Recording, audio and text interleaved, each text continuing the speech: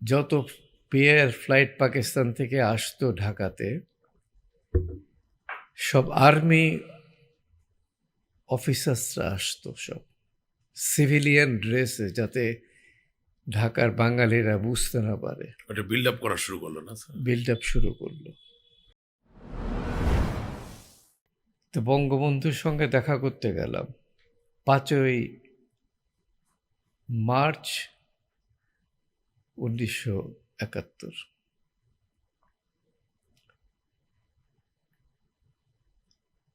তার সঙ্গে আলাপ করতে করতে বঙ্গবন্ধু আমাকে তার ঘরের এক জায়গায় নিয়ে গেল, যেখানে কেউ উপস্থিত ছিল না। শুধু আমাকে একটা কথাই বললেন উনি, যে তোদের দেশ স্বাধীন হয়ে যাবে। স্যার এটা 5ই মার্চ 1971 তিনি আপনাকে বললেন? 1971। আমার স্যার একটা প্রশ্ন আছে। বলেন।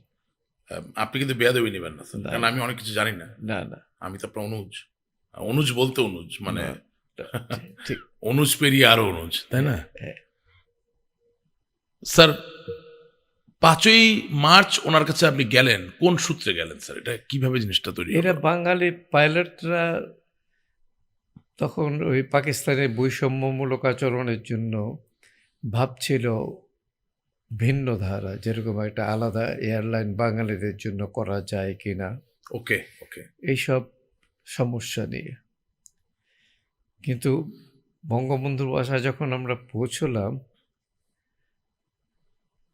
উনি সব কথাগুলো শুনল। আমাকে এক জায়গায় আলাদা একটু ডেকে নিয়ে বলল, তোদের দেশ স্বাধীন হয়ে যাবে।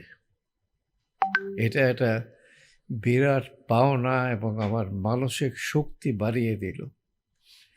এরপরে 7ই মার্চের বক্তৃতায় রেস করছে উনি করলেন, সেটাতে বাঙালিদের ভবিষ্যতে কিভাবে চলতে হবে, কিভাবে পরিকল্পনা করতে হবে, সব কিছু বলে দিলেন। বলে দিন।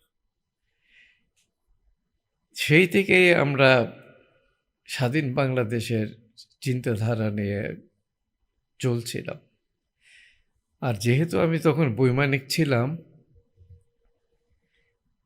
আমি দেখতাম প্রতিদিন যত পেয়ার ফ্লাইট পাকিস্তান থেকে আসতো ঢাকাতে, সব আর্মি অফিসার্সরা আসতো, সব সিভিলিয়ান ড্রেসে, যাতে ঢাকার বাঙালিরা বুঝতে না পারে। ওটা বিল্ড আপ করা শুরু করলো না স্যার? বিল্ড আপ শুরু করলো। এই কথাগুলো বঙ্গবন্ধুকে গিয়ে বলেছিলাম, যে ওরা কিন্তু প্রস্তুতি নিচ্ছে একটা ভয়ঙ্কর কিছু ঘটাবার জন্যে। উনি শুনলেন। স্যার আপনার বয়স তখন কত স্যার? আমি তখন কত 21-22 বছর হব। বঙ্গবন্ধু তখন বঙ্গবন্ধু। বঙ্গবন্ধু, হ্যাঁ। বঙ্গবন্ধুর সাথে 21 বছর বয়সের একজন বেসামরিক বিমান চলাচলের পাইলটের যোগাযোগ আছে। হ্যাঁ। দেশ তো এমনি স্বাধীন হয়নি স্যার, না, সকলের সাথে তার যোগাযোগ ছিল। উনি দেশের মানুষকে খুব ভালোবাসতো।